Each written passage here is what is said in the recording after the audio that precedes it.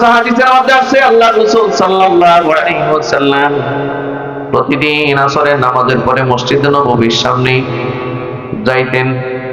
হযরত হাসান হুসাইনের সাথী যারা ছিল তারা বিকেল বেলায় যখন খেলা করত, হযরত হাসান হুসাইন এবং সাথীরা নবীর দেখার সাথে সাথে খেলা বন্ধ করে সবাই নবীজির কাছে চলে আসতেন। আল্লাহ নবী সবার মাথার উপরে হাত রাখতেন, হাত রেখে সান্ত্বনা দিতেন।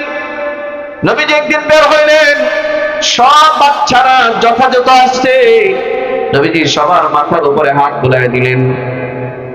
একটা বাচ্চা দেখেন নাই। আল্লাহ রাসূল সাথীদেরকে জিজ্ঞাসা করলেন, তোমাদের একজন সাথী দেখি না, খেলার একজন সাথী তো দেখি না, সে কোথায় আছে? বাচ্চারা বলতেছে, হুজুর ও তো অনেক অসুস্থ, অনেক জ্বর। রাসূল বললেন, বাড়ি কোথায় জানো না?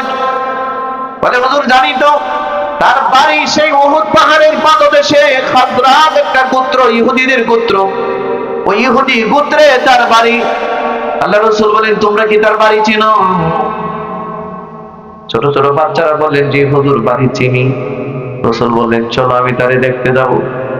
খাজরাজ গোত্র, ইহুদিদের গোত্র, ইহুদির সন্তান অসুস্থ, নবীজি তারে দেখতে যায়। একটা বাচ্চা মানুষ খেলার মাঠে আসে নাই, নবীজি সংবাদ পাইয়া তারে দেখতে যায়।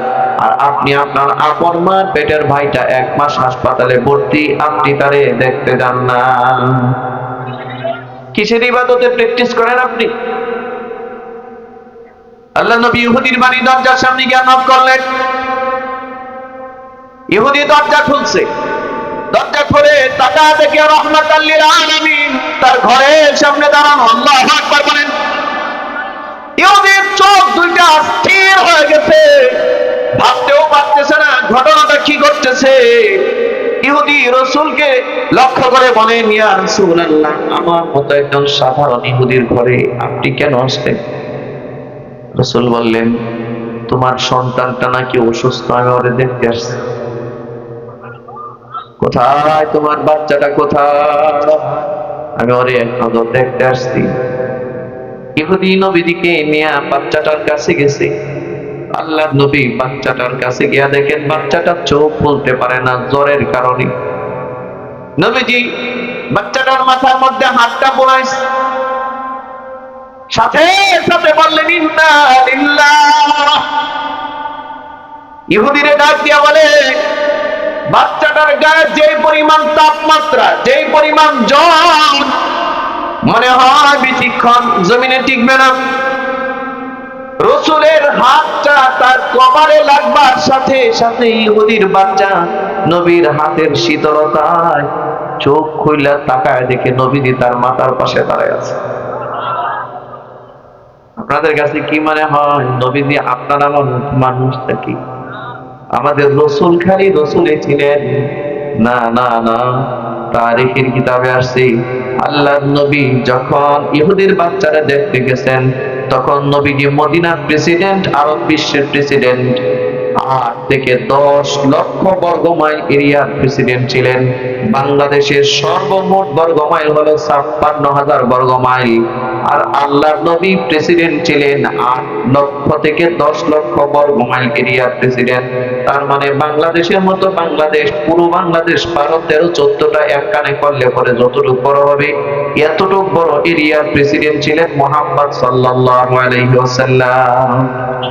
আল্লাহর নবী দেখতে গেলেন, বাচ্চাটার মাথার মধ্যে হাত বুলাইয়া দিলেন। নবীর হাতের শীতলতা, বাচ্চার চোখ খুলে তাকা দেখে নবীজি মাথার পাশে দাঁড়ানো। আল্লাহ রাসূলকে দেখে বাচ্চা হিসাব মিলাইতে পারছে না, কি ব্যাপার? বাচ্চার চোখ বেয়ে বেয়ে পানি আসছে। আল্লাহ রাসূল মুচকি হাসি দিয়া ইহুদির বাচ্চারে বলে, তুমি অসুস্থ, বিকাল বেলায় খেলার মাঠে তোমায় দেখি না, তোমার সাথীদেরকে জিজ্ঞাসা করে তোমার সাথীদেরকে নিয়ে তোমার এক নজর দেখতে আসছি। তোমার গায়ে তো অনেক অসুস্থ, অনেক অসুস্থ, তুমি যাও নাই তো, আমি তোমার ভালোবাসি বলে তোমার একটু দেখতে আসছি, তুমি কি আমারে ভালোবাসো কিনা? আল্লাহর নবী ইহুদির সন্তানদের জিজ্ঞাসা করে, তুমি কি আমারে ভালোবাসো কিনা? ইহুদির সন্তান জ্বরের মধ্যে কথা বলতে পারে না, বাচ্চা মানুষ। নবীর ডাক দিয়ে বলে, আল্লাহর নবী, বিকেল বেলায় এই উহুদ পাহাড়ের পাদদেশ থেকে, এই খাজরাজ গোত্র থেকে 3 কিলোমিটার জায়গা পায়ে হেঁটে পাড়ি দিয়ে মসজিদ নববীর সামনে গিয়ে প্রতিদিন খেলতে যাই। আমি শুধু খেলতে যাই না, খেলা আমার মূল উদ্দেশ্য নয়। আমার মূল উদ্দেশ্য আপনার পবিত্র চেহারা মোবারক এক নজর দেখা। আপনি যখন আমাদের মাথায় হাত রাখেন, আমার গোটা শরীর ঠান্ডা হয়ে যায়, কলিজা শীতল হয়ে যায়। আর রাসূলুল্লাহ, আমি শুধু খেলতে যাই না, আপনার এক নজর দেখতে যাই। নবীজি ইহুদির সন্তানরা বলেন, এই ভালোবাসার বন্ধনের কারণেই আমি তোমারে দেখতে আসছি। আমিও যে তোমারে অনেক ভালোবাসি, আমি তোমারে মহব্বত করি, ভালোবাসি। তুমি কি চাও আমার সাথে সারা জীবন সারাক্ষণ থাকতে, পরকালেও আমার সাথে থাকতে? ইহুদির সন্তান বলে, অবশ্যই ইয়া রাসূলুল্লাহ।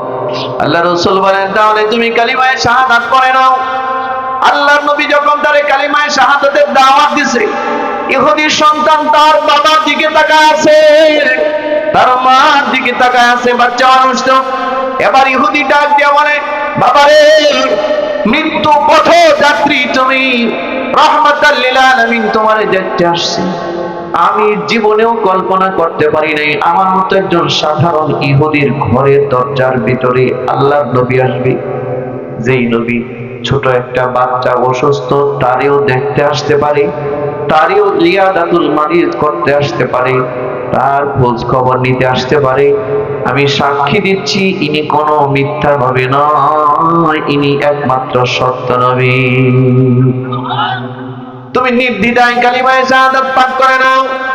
নবীজি কালিমায়ে শাহাদাত পাঠ করা দিলেন, আশহাদু আল্লা ইলাহা, পড়েন সবাই পড়েন, আশহাদু আল্লা ইলাহা ইল্লাল্লাহু ওয়া আশহাদু আন্না মুহাম্মাদান আবদুহু ওয়া রাসূলুহু। কালিমায়ে শাহাদাত পাঠ করায় দিছে। ইহুদির সন্তানটা ইন্তেকাল করছেন, মারা গেছে। নবীজি নিজের হাতে তার গোসলের ব্যবস্থা করছেন। আল্লাহ রাসূল তার কাফন পরাইছে। কাফন পরাইয়া সাহাবীদেরকে ডাকায়া নবীজি নিজে তার জানাজার ইমামতি করছেন। জানাজার ইমামতি করে নবীজি মুসলমানদের কবরে এই বাচ্চাটারে নিয়ে গেছে। বর্তমানে নবীর রওজার পাশে যে জান্নাতুল বাকি, হাজী সাহেবরা যারা গেছেন দেখছেন, এই জান্নাতুল বাকিতে 10,000 সাহাবীর কবর আছে, যেখানে হযরতে উসমান রাদিয়াল্লাহু তাআলা আনহুর কবর, হযরতে আয়েশা, হযরতে ফাতিমার কবর, এরকম 10,000 সাহাবীর কবর আছে এই জান্নাতুল বাকিতে। এই জান্নাতুল বাকিতে নবীজি নিজে ওই বাচ্চাটাকে এনে কবরে নেমে বাচ্চাটাকে কোলে নিয়ে নবী নিজে তারে দাফন করছে। দাফন করে এক মুষ্টি মাটি হাতে নিয়ে বাচ্চার কবরে দেয় আর আল্লাহরে বলে, আল্লাহ, এই বাচ্চাটারে আমি অনেক মহব্বত করতাম, আমার এই বাচ্চাটা অনেক মহব্বত করতো, শাহাদাত পাঠ করছে, আল্লাহ আমি ওয়াদা দিছি ও যেন জান্নাতে আমার পাশে থাকে। আল্লাহু আকবার বলেন। ও দুনিয়ার মুসলমান, নবী নবী নবী, রাহমাতাল লিল আলামিন, সাইয়্যিদুল কাওনাইন, ইমামুল মুরসালিন, খাতামুন নবীন, রহমতে দু জাহান নবী একটা ইহুদির বাচ্চারে দেখতে যায়, আর আপনি আপনার আপন ভাইটারে দেখতে যান না। বুঝেন আপনি কি পরিমাণ দিলটা আপনার কঠিন হয়েছে, কি পরিমাণ অমানুষ, কি পরিমাণ ইসলাম থেকে আপনি খারিজ হয়েছেন। এটার একমাত্র কারণ হারাম খাবার।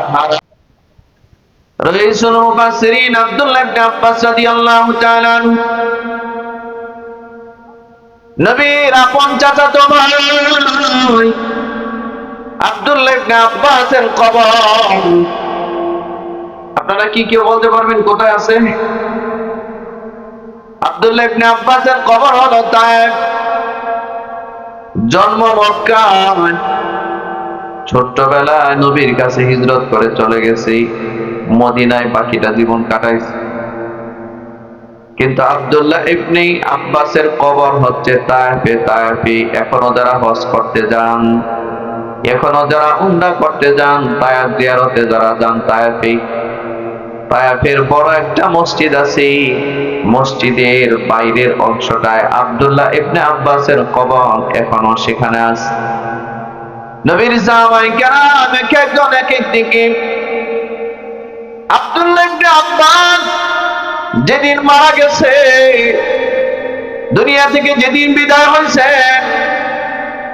আব্দুল্লাহ ইবনে আব্বাস সাকরাত শুরু হয়েছে। আশপাশে যারা ছিলেন তারা বলতেছেন, কে জানি কোথা থেকে আওয়াজ আসতেছে, ইয়া আইয়াতুহান নাফসুল মুতমাইন্না। আব্দুল্লাহ ইবনে আব্বাস প্রস্তুতি নিয়ে আসি, মালিকের কাছে চলে যাবি। আপনারা এখানে বলেন, আমরা যারা আছি, যতগুলো মানুষ এখানে আছি, প্রত্যেকটা মানুষকে একদিন আমাদের মূল মালিকের কাছে ফেরত যাওয়া লাগবে। যাওয়া লাগবে না? বলেন, যাওয়া লাগবে না? আমাদের একমাত্র মালিক, একমাত্র দুঃখ কষ্ট খুলে বলার জায়গা আল্লাহ, ঠিক না? এই কারণে কোরআন মাজিদে আল্লাহ বলেন, ফাহাসিবতুম আন্নামা খালাকনাকুম আবাসা। মানুষ কি মনে করে যে আমি তারে অনর্থক সৃষ্টি করেছি নাকি? আপনাদের কি ধারণা আল্লাহ আমাদেরকে অনর্থক সৃষ্টি করেছেন? শুধুমাত্র এই দুনিয়ায় আসলাম, ব্যবসা বাণিজ্য করলাম, চাকরি বাকরি করলাম, কৃষি ক্ষেত খামার করলাম, বিয়ে শাদী করলাম, বাচ্চা কাচ্চা উৎপাদন করলাম, এটাই বোধহয় আমাদের জীবন? হ্যাঁ, এটাই শুধু আমাদের জীবন না। আল্লাহ বলেন, আমি তোমার এমনি এমনি সৃষ্টি করি নাই। আফাহাসিবতুম আন্নামা খালাকনাকুম আবাসা। মানুষ কি মনে করে আমি তারে বেহুদা সৃষ্টি করলাম নাকি? আল্লাহ মানুষকে বেহুদা বানাইছে নাকি? কি দেখেন, ওদিকে তাকান, এই যে এইখানে আশপাশে কেউ যেন কথা না বলে। ভাই, এর পাশে যদি কেউ দাঁড়ায় থাকেন, মেহরবানি করে দূরে সরে যান, কথা বললে দূরে যান। আর আপনারা দৃষ্টি এদিকে নেবেন না, এদিকে তাকাবেন। ছোট্ট একটা মাহফিল, যে কয়জন আছেন মনোযোগ যদি এদিক সেদিক থাকে, তাহলে গুরুত্বপূর্ণ কথা বলা যাবে না, কথা রুহানিয়াত থাকে না।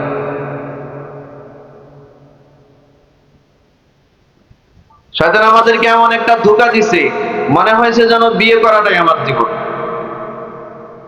শয়তান এমন একটা ধোঁকা দিছে যে আমার বাড়ির মালিক হওয়াটাই আমার একটা জীবন, এইটাই জীবন। বিদেশ যাওয়া, চাকরি বাকরি করা, ব্যবসা বাণিজ্য করা, এটাই মনে হয় জীবন। আল্লাহ মনে হয় বানাইছে এটার জন্য আমাদের। আল্লাহ বলেন, না না না, ফাহাসিবতুম আন্নামা খালাকনাকুম আবাসা। তোমারে আমি বেহুদা বানাই নাই, অনর্থক বানাই নাই। যেটারে তুমি কাজ বানাইছো এটা না।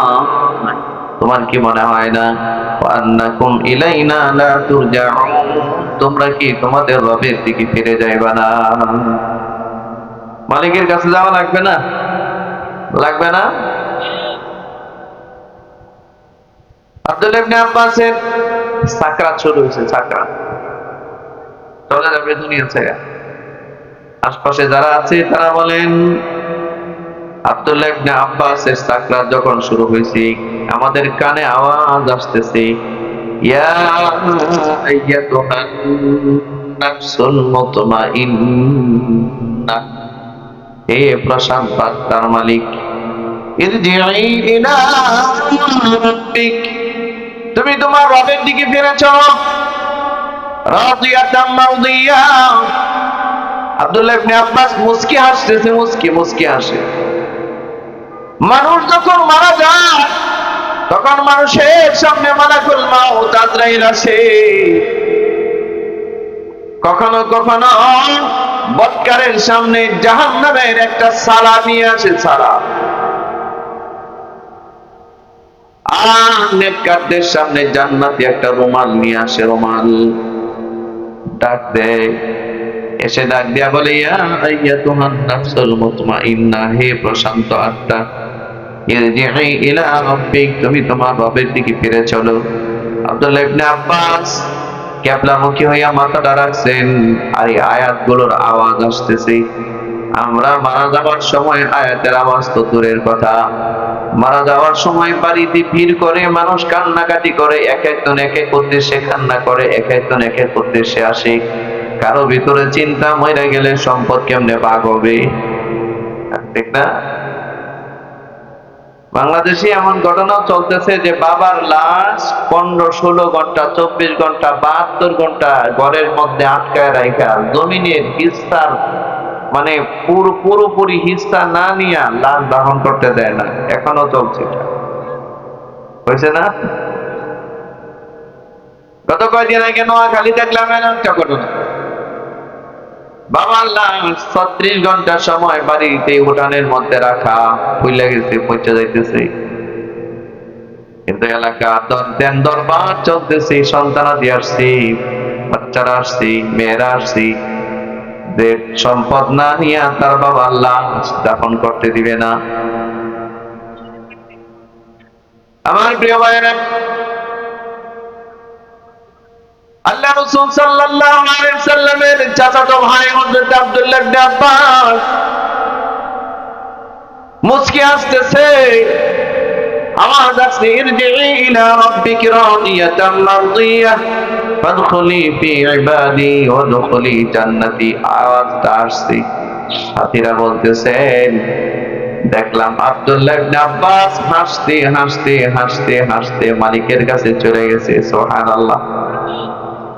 নেককারদের রূহটা যখন বের হয়, নেককাররা যখন মারা যায়, দেহ থেকে রূহ বের হয়, মালাকুল মাউত আজরাইল এসে একটা মুচকি হাসি দেয়, মুচকি হাসি,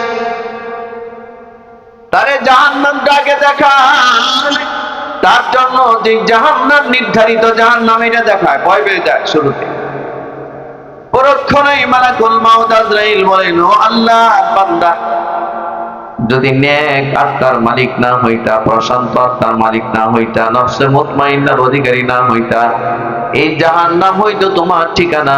কিন্তু আল্লাহর মেহেরবানি, এই জাহান্নাম থেকে আল্লাহ তোকে মুক্ত করে এই জান্নাতটা তোমার জন্য বরাদ্দ রাখছে। প্রতিজন মানুষের জন্য যে জান্নাতটা আছে, এই জান্নাতটা তখন দেখায়, বরাদ্দকৃত জান্নাত। চেহারা আলোকিত হয়ে যায়, ডাক দিয়া বলে, আসো ও প্রশান্ত আত্মা, আসো। যখন তার থুতার নিচে, নেককার মানুষটা থুতা ছিলেন না, এই থুতনির নিচে জান্নাতি রুমালটা রাখে, আর ডাক দেয়, ইরজিই ইলা রাব্বিকি রাদিয়াতাম মারদিয়া, তুমি তোমার রবের সন্তুষ্টির দিকে ফিরে চলো। এমত অবস্থায় তুমি তোমার রবের উপরে সন্তুষ্ট, তোমার রব তোমার উপরে সন্তুষ্ট।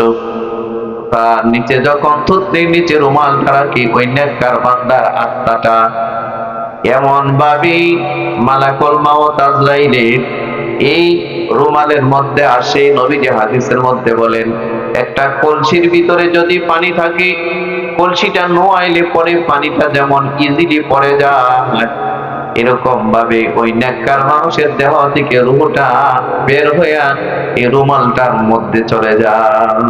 সুবহানাল্লাহ। এটা হচ্ছে ওই আত্মার মালিক যার আত্মাটা পবিত্র। আজকের এই সমাজের নামাজি, বেনামাজি, হাজি, গাজী, আলেম, জালেম সবাই মিললে আমরা সবাই বলতে পারি না যে আমার আত্মাটা পবিত্র। সমস্যা এটা, মানুষের মূল হেড অফিস, এটা নষ্ট। এটা আমাদের মূল জায়গাটা নষ্ট হয়ে গেছে, আমাদের আত্মাটা নষ্ট হয়ে গেছে, আত্মা কলবটা নষ্ট হয়ে গেছে। এই কলব নষ্ট হয়েছে বিদায় কারো কোনো উন্নতি আমরা বরদাস্ত করি না। এই কলব নষ্ট হয়েছে বিদায় কোন মানুষের কল্যাণ আমরা চাই না। এই কলব নষ্ট হয়েছে বিদায় কোন মানুষ ভালো করুক এইটাও পছন্দ করি না। এই কারণে আপনাদের সামনে একটা হাদিস পড়ছি। হাদিসে আল্লাহ রাসূল বলেন, হযরত আবু হুরায়রা থেকে বর্ণিত, প্রায় জায়গায় এই হাদিসটা আমি বলে থাকি, কারণ এটা আমাদের সমাজ ব্যবস্থার সাথে ওতপ্রোতভাবে জড়িত। হযরত আবু হুরায়রা বলেন, নবীজি একদিন আমাদের সামনে আসলেন, এসে আমাদেরকে লক্ষ্য করে বললেন, মান ইয়াখুযু আন্নী হাউলাইল কালিমাত। রাসূল বললেন, ও সাহাবীরা, আমি এখন খুব জরুরি কয়েকটা কথা বলবো, কে আছে এমন আমার এই জরুরি কথাগুলো গ্রহণ করবা, ফায়ামালু বিহিন্না, আমল করবা, আও ইউআল্লিমু মান ইয়ামালু বিহিন্না, যারা আমল করবে তাদেরকে এটা শিখিয়ে দিবা, কে আছে এমন? আল্লাহ রাসূল যখন এই কথাটা বললেন, হযরত আবু হুরায়রা সর্বপ্রথম নিজে হাত উত্তোলন করে বললেন, কুলতু আনা ইয়া রাসূলুল্লাহ, হুজুর আমি প্রস্তুত, আপনি আমাকে শিখিয়ে দেন, আমি নিজে আমল করব, যারা আমল করবে তাদেরকে শিখিয়ে দিব। এবার আল্লাহ রাসূল হযরত আবু হুরায়রার হাত ধরলেন, ফাআখাযা বিয়াদি, হযরত আবু হুরায়রার হাতটা ধরে ফাআদ্দা খামসান, পাঁচটা বিষয় অতীব গুরুত্বপূর্ণ, ইসলামের মৌলিক বিষয়, ইসলামিক ফান্ডামেন্টাল ম্যাটার, পাঁচটা বিষয় গনে গনে আল্লাহ রাসূল হযরত আবু হুরায়রাকে শিক্ষা দিলেন। কয়টা বিষয়? ধরে বলেন কয়টা বিষয়? একটু ডান হাতটা ওঠান, এই পাঁচটা আঙ্গুল দেখান, বলেন কয়টা বিষয় শিক্ষা দিলেন? আপনারা শিখবেন তো ইনশাআল্লাহ, আল্লাহ তৌফিক দান করুন। এক নম্বরে আল্লাহ নবী বললেন, আবু হুরায়রা, ইত্তাকিল মাহারিমা তাকুন আবাদান নাস। আবু হুরায়রা, আল্লাহ যা তোমার জন্য হারাম করেছেন, এই হারামটা ছেড়ে দাও, মানব জাতির ভিতরে তুমি হয়ে যাবে সবচেয়ে বড় ইবাদতকারী। সুবহানাল্লাহ। খুব মনোযোগ দিয়ে শুনেন, আল্লাহ রাসূল কি বললেন? বললেন, আবু হুরায়রা, আল্লাহ যা তোমার জন্য হারাম করেছেন, ও মুসলমান, আল্লাহ তোমার জন্য যা হারাম করেছেন, এই হারামটা ছেড়ে দাও। হারাম ছাড়লে তুমি হয়ে যাবে মানব জাতির ভিতরে সবচেয়ে বড় ইবাদতকারী। আপনারা বলেন, মানুষের গীবত করা হালাল না হারাম? আসতে বলছেন কেন? জোরে বলেন, গীবত করা হালাল না হারাম? ঘুষ খাওয়া হালাল না হারাম? সুদ খাওয়া হালাল না হারাম? আরেকজনের মেয়ের বিয়ে ভাঙিয়ে দেওয়া হারাম না হারাম? কুটনামি করে, বদনামি করে, স্বামী স্ত্রী ঝগড়া লাগায় সংসারটা তছনছ করে দেওয়া হালাল না হারাম? আছে না আমাদের সমাজের এমন মানে মা নামে কিছু মহিলা আছে, মেয়েরা এমন শয়তানি কথা শিখায় দেয়, এই শয়তানি প্র্যাকটিস করতে করতে সংসার ভাঙিয়ে গেছে। কথা বলেন না কেন?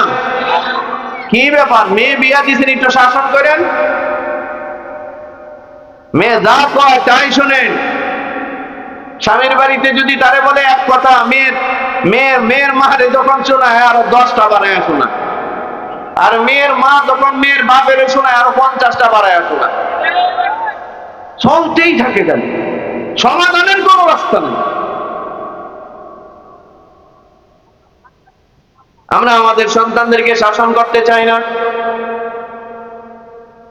আল্লাহ রাসূল সাল্লাল্লাহু আলাইহি ওয়াসাল্লাম একদিন নবীজি হযরতে ফাতিমা রাদিয়াল্লাহু তাআলা আনহার ঘরে ঢুকবেন, দরজায় গিয়া নক দিবেন, আওয়াজ করছেন। এটা খুব খেয়াল করেন, নিজের মেয়ে যদি বড় হয়, ছেলে যদি বড় হয়, তাহলে এই যুবক যুবতী ছেলে মেয়েদের, নিজের মেয়ে হইলেও নিজের ছেলে হইলেও এদেরকে কোনো ওয়ার্নিং না দিয়া ঢোকা যায় না। ইসলামী শরীয়ত অনুমোদন দেয় না। ইসলামী শরীয়ত বলে যে একটু গলা কাকি দিয়া হলেও সতর্ক করা, কারণ এক একজন এক এক সময় এক এক ভাবে থাকতে পারে। ঠিক কিনা জোরে বলেন? এমন অবস্থায় ঢুকছেন যে মেয়েটা লজ্জা পেয়ে গেছে, ছেলেটা লজ্জা পেয়ে গেছে, এটা যেন না হয়। তো আল্লাহ রাসূল নক করলেন, হযরতে ফাতেমা দরজা খুললেন, নবীজি লক্ষ্য করে তাকায় দেখলেন ফাতিমার চোখের মধ্যে পানি। কি? রাসূল বললেন, মা, আমি কি তোমার ঘরে ঢুকতে পারি? ফাতিমা নবীর এমন এক কন্যা ছিলেন, এমন এক মেয়ে ছিলেন। আল্লাহ রাসূল মদিনা থেকে যখনই বাইরে যেতেন, কখনো যুদ্ধে যাইতেন অথবা ব্যবসায়িক কোনো কর্মকাণ্ডে গেলেও সর্বপ্রথম মদিনায় প্রবেশ করে নবীজি দুইটা কাজ করতেন। প্রথম কাজ, মসজিদে নববীতে ঢুকে 2 রাকাত সালাতুল শুকর আদায় করতেন।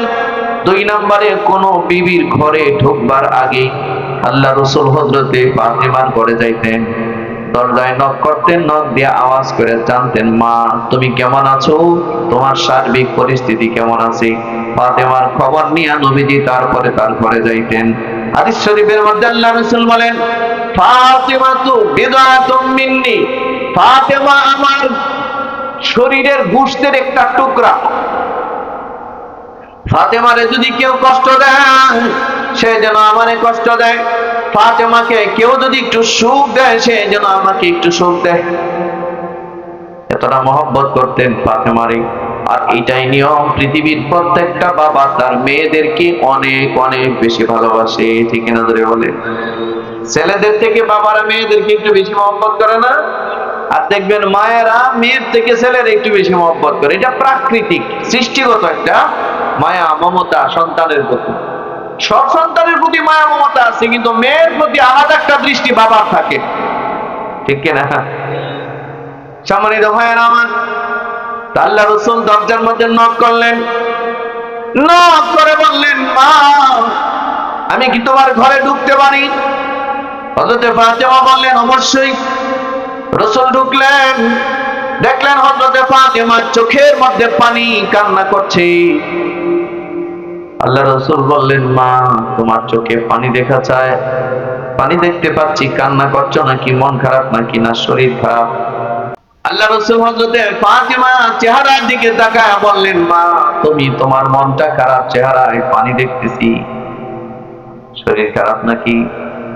হযরত ফাতেমা বলছেন, আব্বা না, আমার শরীর খারাপ না, মনটা খারাপ। কি খারাপ? কেন মা, কি হয়েছে বলো? ফাতেমা কাঁদতেছে আর বলতেছে, গতকালকে হযরত আলীর সাথে একটু বেয়াদবি হয়েছে আমার। কি বেয়াদবি? হযরতে ফাতেমা বলেন, আলী কষ্ট করে বাহির থেকে এসে কি জানি আমার একটা জিজ্ঞাসা করছে, আমি কথাটার উত্তর দিছি, তবে একটু ঘুরায় ফেসায় দিছি। কি কেমন দিছে? একটু ঘুরায় ফেসায় দিছি। আলী একটু রাগ করছে, আরে তুমি এই কথাটা তো সহজেই বলতে পারো, একটু কষ্ট দিছি। আলী আমার উপরে রাগ করছে, আপনার জামাই, মেয়ের জামাই, আপনার জামাটা আমার উপরে রাগ করছে একটু। আমি দেখছি আলীর চেহারাটার মধ্যে রাগটা। এরপর থেকে আমি পেরেশানি। আল্লাহ রাসূল বললেন, আলী কোথায়? বলল, আলী তো বের হয়ে গেছে। রাসূল বলেন, তাহলে আমিও গেলাম। থাকো, তুমি একটু কাঁদতে থাকো, এই কাঁদাটা তোমার পানিশমেন্ট। পানিশমেন্ট বুঝেন না কি? এর শাস্তি, একটু কাঁদো, আমি যাই।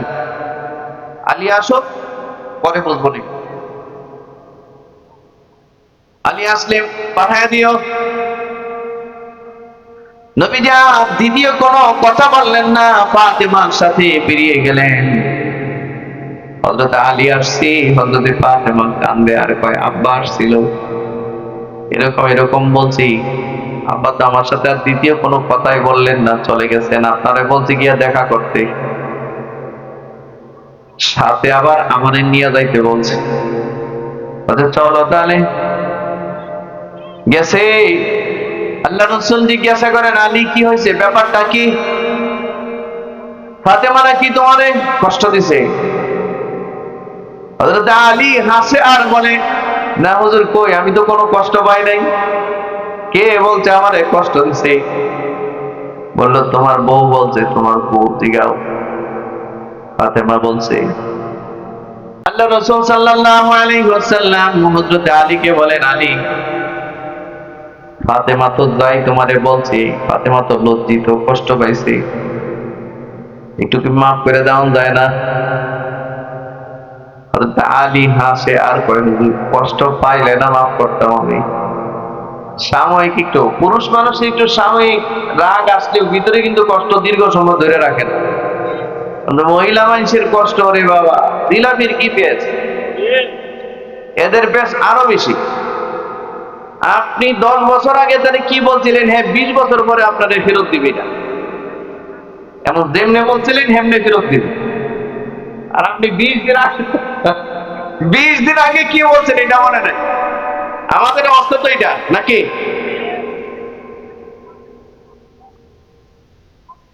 আল্লাহ রাসূল বললেন,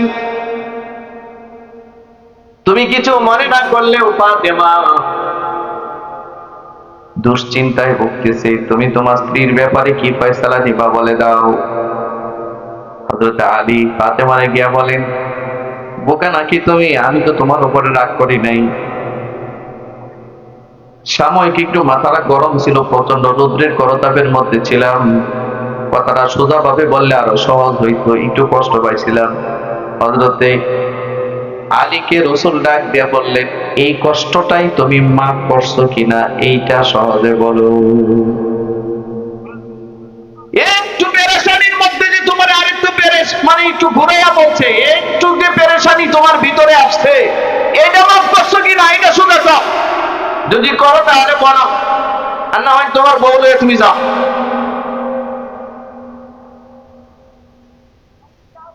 হযরত আলী বলেন, হুজুর অসুবিধা নাই, আমি মাফ করে দিচ্ছি। এবার রাসূল বললেন, ফাতেমা আলী যদি তোমার মাফ না করতো, আমি আর কোনোদিন তোমার ঘরের দরজার সামনে গিয়ে তোমার খবর নিতাম না, যাইতাম না।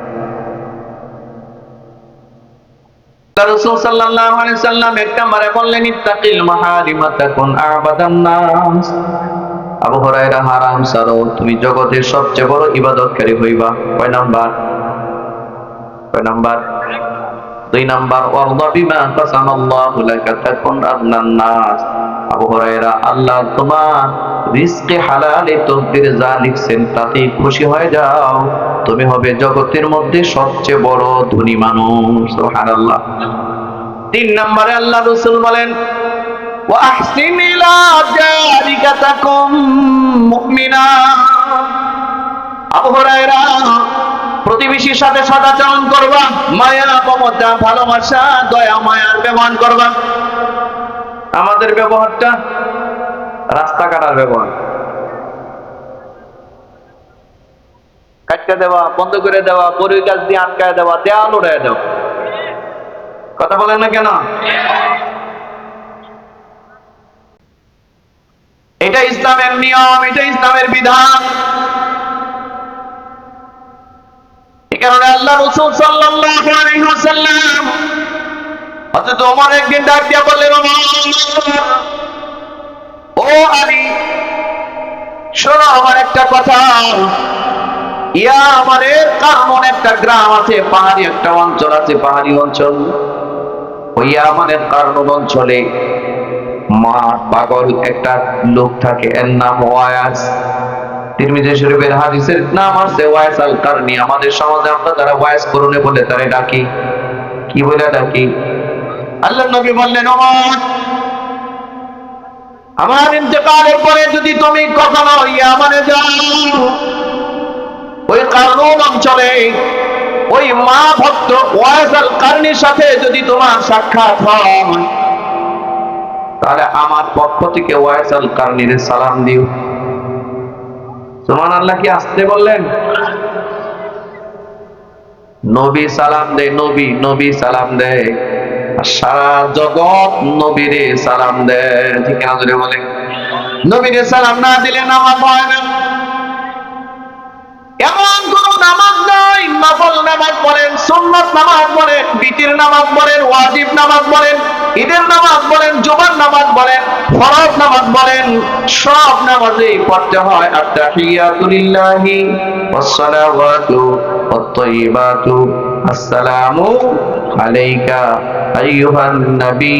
এই যে আসসালামু আলাইকা আইয়ুহান নবী বলে আমরা সালামটা দিই, এই সালামটা কারে দিই?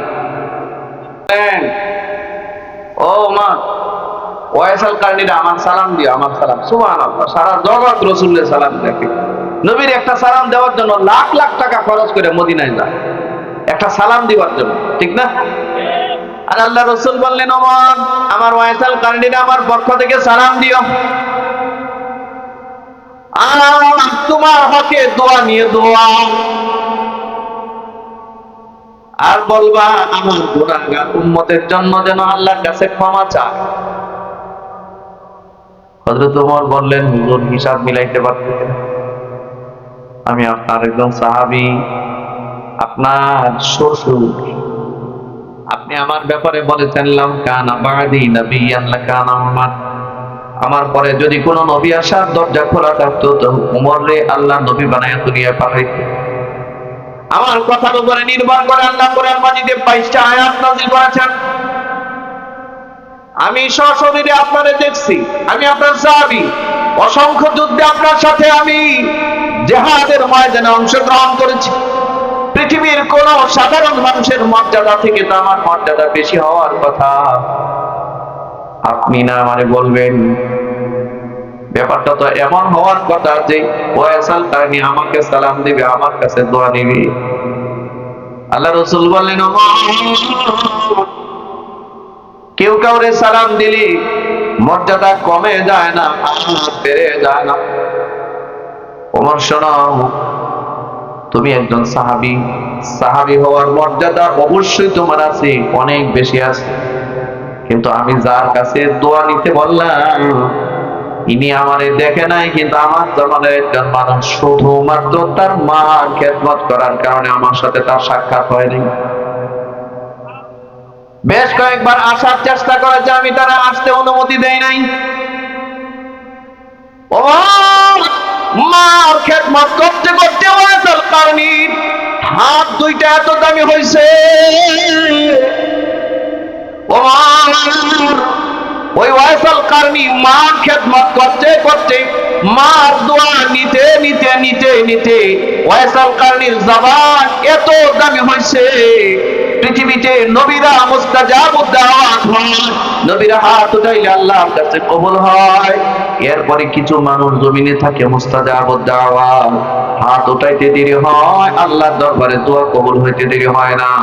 ওমর আমার ওয়াইসাল কারণী মা খেদমত করতে করতে তার মুখটারে এত দামি বানাইছে, হাতগুলোরে এত দামি বানাইছে, একটু হাত পাততে দেরি হয়, তার হাতের মাঝে আর আল্লাহর আরশের মাঝে কোনো পর্দা থাকে না, সোজা আবার আমার কবর হয়ে যায়। এ কারণে আল্লাহ নবী হাদিসে বলেন, পৃথিবীর কোন সন্তান যদি তার মর্যাদা বাড়াইতে চায় সে যেন তার মা বাবার খেদমত করে। পৃথিবীর কোন সন্তান যদি তার সম্মান বাড়াইতে চায় সে যেন তার মা বাবার খেদমত করে। পৃথিবীর কোন সন্তান যদি তার সম্পদ বাড়াইতে চায়, ধনী হইতে চায়, সে যেন তার মা বাবার খেদমত করে। পৃথিবীর কোন সন্তান যদি সুখী পরিবার চায় সে যেন তার মা বাবার খেদমত করে। যদি কোন সন্তান দিনদার আর পরহেজগার হতে চায় সে যেন তার মা বাবার খেদমত করে। সর্বোপরি কোন সন্তান যদি ঈমান নিয়ে মরতে চায়, ঈমান নিয়ে যদি মরতে চায় সে যেন অবশ্যই তার মা বাবার খেদমত করে। ঈমান নিয়ে যদি কেউ মরতে চায়, মা বাবা যদি তার উপরে জুলুম করে, তার মা বাবার উপরে অত্যাচার করা যায় না, ইসলামের শরীয়ত এটাকে অনুমোদন দেয় না। কোন মা কোন বাবা, এটা আল্লাহ বলেছেন কোরআন মাজিদে, ফালা তাকুল লাহুমা উফফিন ওয়া লা তানহারহুমা ওয়া কুল লাহুমা কাওলান কারীমা। আল্লাহ বলেন, শোনো, মা বাবা যদি বৃদ্ধ হয়ে যায়, মা বাবার কারণে অসন্তুষ্ট হয়ে মা বাবার সাথে উফ আহ এ জাতীয় শব্দ ব্যবহার করবা না। ব্যথা দেওয়া তো দূরের কথা, উফ আহ আফসোস জাতীয় কোনো শব্দ মা বাবার সামনে উচ্চারণ করবা না।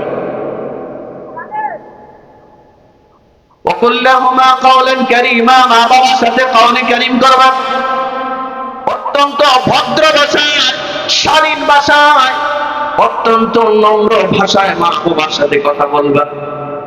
2 নাম্বার, ওয়াফিদ লাহুমা জানাহা যুল্লি মিনার রাহমাহ, তোমার মধ্যে যত বিনয় আছে বিনয়ের সমস্ত পাখাগুলো সবিনয়ের সহিত মা বাবার পায়ের নিচে বিছিয়ে দাও। এটা আল্লাহর নির্দেশ। তাদের মা বাবা নাই, আল্লাহ বলেন পড়ো, কুর রাব্বির রহমহুমা কামা রাব্বায়ানি সাগীরা, এই কথা বলে দোয়া করো। এটা হলো মা বাবার ব্যাপারে সন্তানের হক, এটা খেয়াল রাখবেন। তারপর তো সবাই ইনশাআল্লাহ।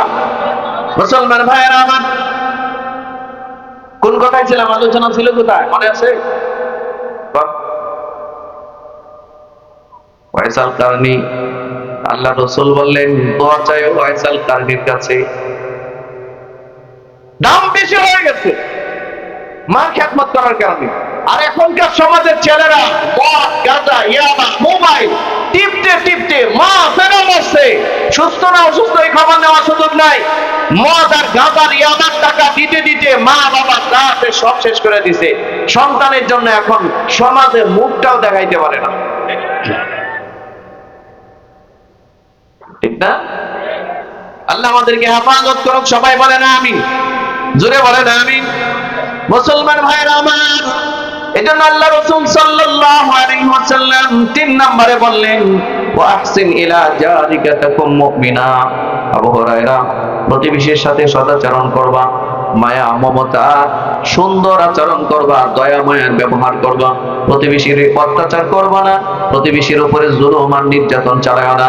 এক হাদিসে আল্লাহ নবী বলেন কোন মানুষ যদি মারা যায় আর প্রতিবেশী যদি তার জানা যায়, তারা বলে আল্লাহ এই লোকটা বড় নেককার মানুষ ছিল, আমারে কোনোদিন অত্যাচার করে নাই, আমারে নির্যাতন করে নাই, আল্লাহ আপনি তার কবরে আযাব মাফ করে দেন। আল্লাহর নবী বলেন প্রতিবেশী একটা সাক্ষী যদি দেয় যে আপনি নেককার মানুষ ছিলেন, এই লোকটার কবরে আযাব আল্লাহ মাফ করে দিবেন। একটা সাক্ষীর বিনিময়ে তার কবরে আযাব মাফ। আর আমরা জায়গা ফেলায়া, সীমানা ফেলায়া, ক্ষেতের আইল কাটিয়া, বদনাম কইরা, গীবত কইরা, মেয়ে ছেলের বিয়ে নষ্ট কইরা, এমন এক অবস্থা, একটা জাহান্নামী পরিবেশ আমাদের সমাজে বিরাজ করছে। কেউ কারো চেহারা দেখতে পারে না, নিজের আপন ভাইয়ের চেহারা দেখতে পারে না, নিজের আপন চাচা তার ভাতিজি বদনাম করে বিয়ে ভেঙে দিচ্ছে, এমন ঘটনা হচ্ছে। নিজের ভাইটাকে দেখতে যায় না।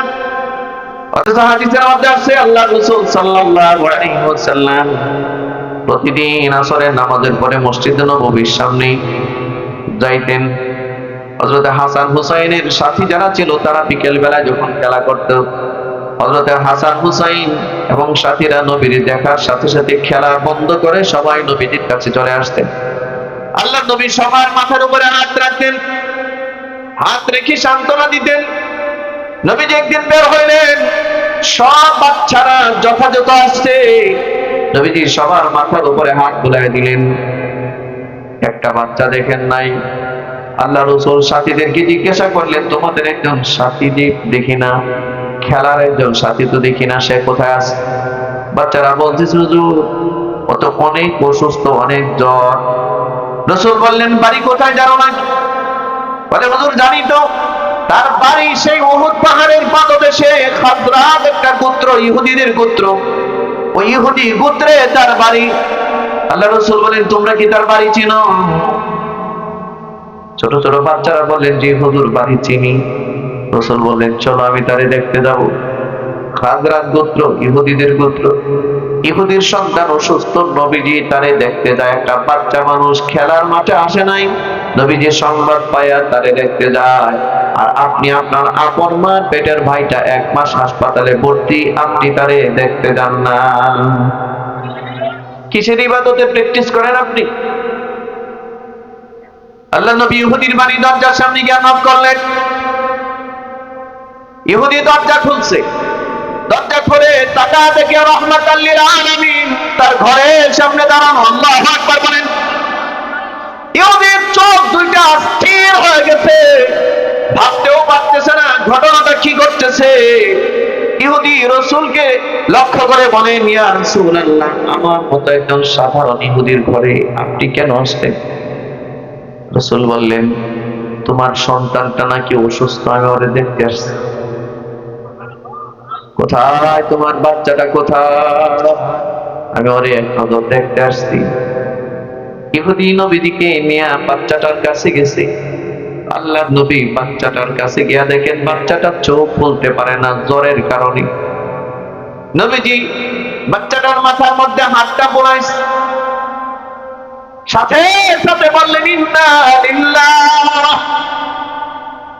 ইহুদিরে ডাক দিয়া বলে বাচ্চাটার গায়ে যে পরিমাণ তাপমাত্রা, যে পরিমাণ জ্বর, মনে হয় বেশিক্ষণ জমিনে টিকবে না। রসুলের হাতটা তার কপালে লাগবার সাথে সাথে ইহুদির বাচ্চা নবীর হাতের শীতলতায় চোখ খুইলা তাকায় দেখে নবীজি তার মাথার পাশে দাঁড়ায় আছে। আপনাদের কাছে কি মনে হয় নবীজি আপনার আমার মানুষটা কি? আমাদের রসুল খালি রসুলে ছিলেন? না না না, তারিখের কিতাবে আসছে আল্লাহর নবী যখন ইহুদির বাচ্চারা দেখতে গেছেন তখন নবীজি মদিনার প্রেসিডেন্ট, আরব বিশ্বের প্রেসিডেন্ট, 8 থেকে 10 লক্ষ বর্গ মাইল এরিয়ার প্রেসিডেন্ট ছিলেন। বাংলাদেশের সর্বমোট বর্গ মাইল হলো 56,000 বর্গ মাইল। আর আল্লাহর নবী প্রেসিডেন্ট ছিলেন 8 লক্ষ থেকে 10 লক্ষ বর্গ মাইল এরিয়ার প্রেসিডেন্ট। তার মানে বাংলাদেশের মতো বাংলাদেশ, পুরো বাংলাদেশ 12-13-14টা এক কানে করলে পরে যতটুকু বড় হবে এতটুকু বড় এরিয়ার প্রেসিডেন্ট ছিলেন মুহাম্মদ সাল্লাল্লাহু আলাইহি ওয়াসাল্লাম। আল্লাহর নবী দেখতে গেলেন, বাচ্চাদের মাথার মধ্যে হাত পড়ে দিলেন, নবীর হাতের শীতলতা, বাচ্চার চোখ খুলে তাকা দিকে নবীজি মাথার পাশে দাঁড়ানো। আল্লাহ রাসূলকে দেখে বাচ্চা হিসাব মিলাইতে পারছে না, কি ব্যাপার? বাচ্চার চোখ বেয়ে বেয়ে পানি আসছে। আল্লাহ রাসূল মুচকি হাসি দিয়া ইহুদির বাচ্চারে বলে, তুমি অসুস্থ, বিকাল বেলায় খেলার মাঠে তোমায় দেখি নাই, তোমার সাথীদেরকে জিজ্ঞাসা করে তোমার সাথীদেরকে নিয়ে তোমার এক নজর দেখতে আসছি, তোমার গায়েতে অনেক অসুস্থ, অনেক অসুস্থ, তুমি যাও নাই তো আমি তোমার ভালোবাসি বলে তোমার একটু দেখতে আসছি, তুমি কি আমারে ভালোবাসো কিনা? আল্লাহর নবী ইহুদির সন্তানদের জিজ্ঞাসা করে, তুমি কি আমারে ভালোবাসো কিনা? ইহুদির সন্তান জ্বরের মধ্যে কথা বলতে পারে না, বাচ্চা মানুষ নবীর ডাক দিয়ে বলে, আল্লাহর নবী বিকেল বেলায় এই উহুদ পাহাড়ের পাদদেশ থেকে, এই খাজরাজ গোত্র থেকে 3 কিলোমিটার জায়গা পায়ে হেঁটে পাড়ি দিয়ে মসজিদ নববীর সামনে গিয়ে প্রতিদিন খেলতে যাই। আমি শুধু খেলতে যাই না, খেলা আমার মূল উদ্দেশ্য নয়, আমার মূল উদ্দেশ্য আপনার পবিত্র চেহারা মোবারক এক নজর দেখা। আপনি যখন আমাদের মাথায় হাত রাখেন আমার গোটা শরীর ঠান্ডা হয়ে যায়, কলিজা শীতল হয়ে যায়। আর রাসূলুল্লাহ, আমি শুধু খেলতে যাই না, আপনার এক নজর দেখতে যাই। নবীজি ইহুদির সন্তানরে বলেন, এই ভালোবাসার বন্ধনের কারণেই আমি তোমারে দেখতে আসছি, আমিও যে তোমারে অনেক ভালোবাসি, আমি তোমারে মহব্বত করি, ভালোবাসি। তুমি কি চাও আমার সাথে সারা জীবন সারাক্ষণ থাকতে, পরকালেও আমার সাথে থাকতে?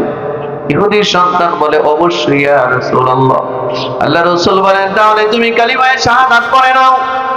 আল্লাহর নবী যখন তারে কালিমায়ে শাহাদাতের দাওয়াত দিছে, ইহুদির সন্তান তার বাবার দিকে তাকায় আছে, তার মার দিকে তাকায় আছে, বাচ্চা মানুষ তো। এবার ইহুদি ডাক দিয়ে বলে, বাবারে, মৃত্যু পথ যাত্রী তুমি, রাহমাতাল লিল আলামিন তোমারে দেখতে আসছি। আমি জীবনেও কল্পনা করতে পারি নাই আমার মতো একজন সাধারণ ইহুদির ঘরের দরজার ভিতরে আল্লাহর নবী আসবে, যেই নবী ছোট একটা বাচ্চা অসুস্থ তারেও দেখতে আসতে পারে, তারেও ইয়াদাতুল মারিজ করতে আসতে পারে, তার খোঁজ খবর নিতে আসতে পারে। আমি সাক্ষী দিচ্ছি, ইনি কোনো মিথ্যা নবী নয়, ইনি একমাত্র সত্য নবী। তুমি নির্দ্বিধায় কালিমায়ে শাহাদাত পাঠ করে নাও। নবীজি কালিমায়ে শাহাদাত পাঠ করা দিলেন, আশহাদু আল্লা ইলাহা, পড়েন সবাই পড়েন, আশহাদু আল্লা ইলাহা ইল্লাল্লাহু ওয়া আশহাদু আন্না মুহাম্মাদান আবদুহু ওয়া রাসূলুহু। কালিমায়ে শাহাদাত পাঠ করায় দিছে। ইহুদির সন্তানটা ইন্তেকাল করছেন, মারা গেছে। নবীজি নিজের হাতে তার গোসলের ব্যবস্থা করছেন। আল্লাহ রাসূল তার কাফন পরাইছে, কাফন পরাইয়া সাহাবীদেরকে ডাকায়া নবীজি নিজে তার জানাজার ইমামতি করছেন। জানাজার ইমামতি করে নবীজি মুসলমানদের কবরে এই বাচ্চাটারে নিয়ে গেছে। বর্তমানে নবীর রওজার পাশে যে জান্নাতুল বাকি, হাজী সাহেবরা যারা গেছেন দেখছেন, এই জান্নাতুল বাকিতে 10,000 সাহাবীর কবর আছে, যেখানে হযরতে উসমান রাদিয়াল্লাহু তাআলা আনহুর কবর, হযরতে আয়েশা, হযরতে ফাতিমার কবর, এরকম 10,000 সাহাবীর কবর আছে এই জান্নাতুল বাকিতে। এই জান্নাতুল বাকিতে নবীজি নিজে ওই বাচ্চাটাকে এনে কবরে নেমে বাচ্চাটাকে কোলে নিয়ে নবী নিজে তারে দাফন করছে। দাফন করে এক মুষ্টি মাটি হাতে নিয়ে বাচ্চার কবরে দেয় আর আল্লাহরে বলে, আল্লাহ, এই বাচ্চাটারে আমি অনেক মহব্বত করতাম, আমার এই বাচ্চারা অনেক মহব্বত করতো, শাহাদাত পাঠ করছে, আল্লাহ আমি ওয়াদা দিছি ও যেন জান্নাতে আমার পাশে থাকে। আল্লাহু আকবার বলেন। ও দুনিয়ার মুসলমান, নবী নবী নবী রাহমাতাল লিল আলামিন, সাইয়্যিদুল কাওনাইন, ইমামুল মুরসালিন, খাতামুন নবীন, রহমতে দু জাহান নবী একটা ইহুদির বাচ্চারে দেখতে যায়, আর আপনি আপনার আপন ভাইটারে দেখতে যান না। বুঝেন আপনি কি পরিমাণ দিলটা আপনার কঠিন হয়েছে, কি পরিমাণ অমানুষ, কি পরিমাণ ইসলাম থেকে আপনি খারিজ হয়েছেন।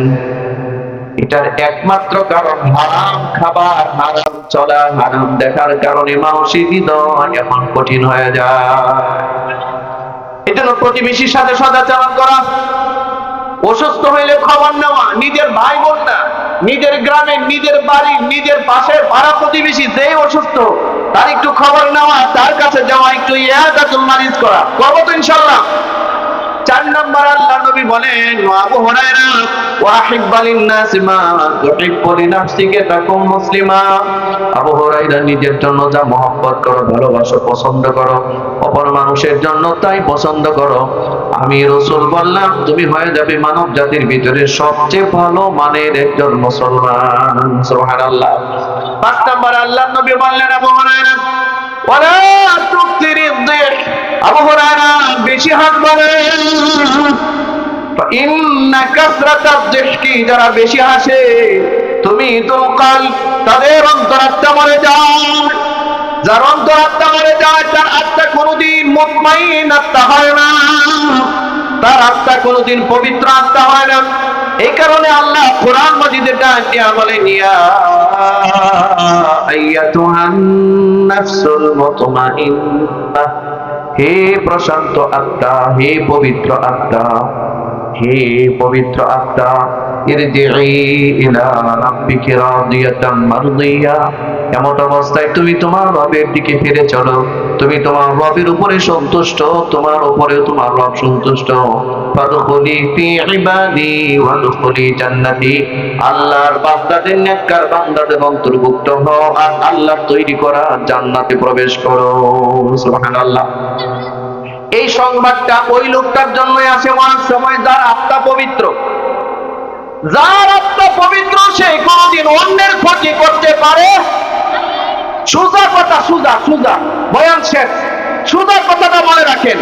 যার আত্মা পবিত্র, যার কলব পবিত্র, সে কোনদিন কোন মানব জাতির তো দূরের কথা, কোন প্রাণীর ক্ষতি, নিরীহ কোন প্রাণীর ক্ষতি করতে পারে।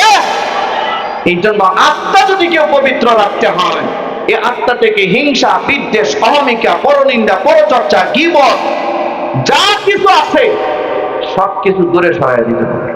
দূরে সরাইয়া আমলের পরিমাণ যদি আপনার কমও হয়, যে আপনি তাহাজ্জুদের নামাজ পড়তে পারেন না, সমস্যা নাই, আপনি 5 ওয়াক্ত নামাজ পড়েন, আপনি রোজা করে রাখেন, হজটা করেন, যদি তৌফিক হয় হালাল টাকা দিয়ে হজ করেন, বেসিক ইবাদত গুলো করুন।